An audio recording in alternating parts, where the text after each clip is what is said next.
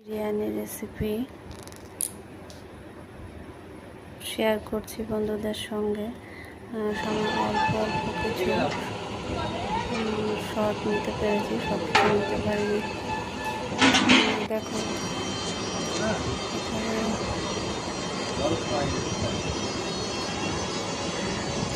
মাংস দিয়ে তারপর আলু দিয়ে লেয়ারের প্রস্তুতি নেওয়া হচ্ছে। এখানে লেয়ারিং করা হয়েও গেছে, আমি পুরোটা ভিডিও করতে পারিনি, তাই সম্পূর্ণটা দেখাতে পারছি না তোমাদের।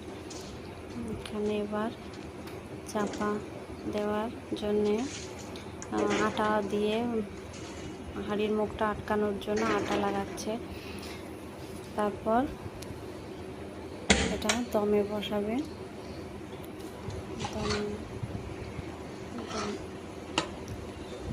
দম থেকে নামিয়ে হাঁড়ি ঢাকনা খোলাও হয়ে গেছে।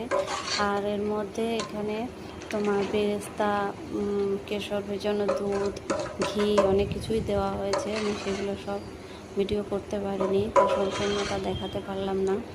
বিরিয়ানিটা কেমন লাগছে দেখতে সবাই কমেন্ট করে জানিও। টাটা।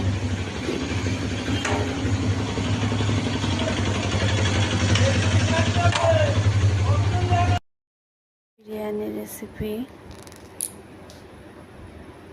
শেয়ার করছি বন্ধুদের সঙ্গে।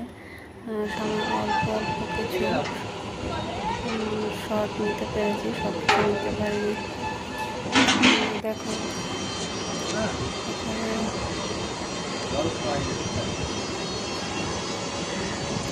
মাংস দিয়ে তারপর আলু দিয়ে লেয়ারের প্রস্তুতি নেওয়া হচ্ছে। এখানে লেয়ারিং করা হয়েও গেছে, আমি পুরোটা ভিডিও করতে পারিনি, তাই সম্পূর্ণটা দেখাতে পারছি না তোমাদের। এখানে এবার চাপা দেওয়ার জন্যে আটা দিয়ে হাঁড়ির মুখটা আটকানোর জন্য আটা লাগাচ্ছে।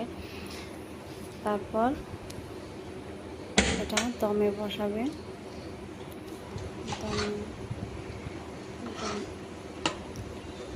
দম থেকে নামিয়ে হাঁড়ি ঢাকনা খোলাও হয়ে গেছে।